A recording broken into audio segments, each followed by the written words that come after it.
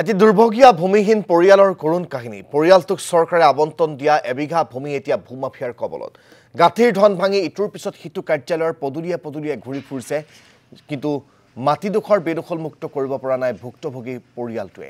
2017 চনত ভূমি নীতিৰ অধীনত সাজু চক্ৰ বিষয়াৰ কাৰ্যালয়ৰ অধীনত মিনু বৈশ্যৰ পৰিয়ালক অসম চৰকাৰৰ ফালৰ পৰা আবণ্টন দিছিল 1 বিঘা ভূমি।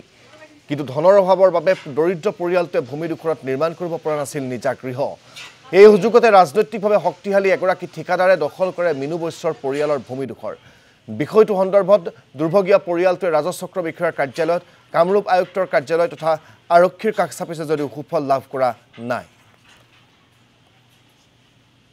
নমস্কাৰ, মোৰ নাম মিনু বৈশ্য। মোৰ ঘৰ শুৱালকুছি নপাৰাত। মই মধ্য পঞ্চায়তৰ বাসিন্দা হওঁ। 2017 চনতে মই ভূমিহীন নীতিৰ মানুহ আছিলোঁ। তেতিয়া চৰকাৰে মাটি দি থকা বুলি মই গম পালোঁ যে ভূমিহীন মানুহ চৰকাৰৰ তৰফৰ পৰাই মাটি দি আছে।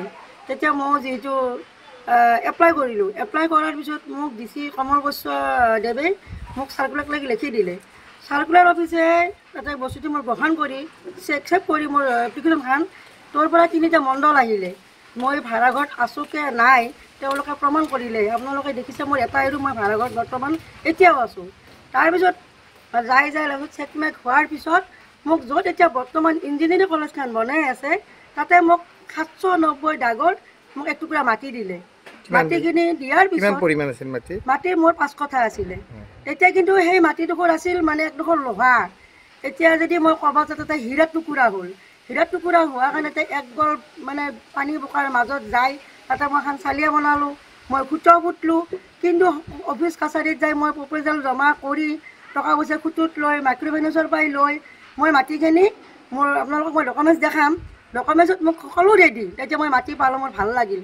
এতিয়া ৰাস্তা নাছিল, এতিয়া মই হয়তো তাতে আজি মোৰ মাটিখিনি হস্তান্তৰ কৰিব নোৱাৰিলে হয়, কিন্তু তেতিয়া মই যাব পৰা নাছিলোঁ কিয় মোৰ ৰাস্তা নাছিল, পানী বোকাৰ মাজত আছিল।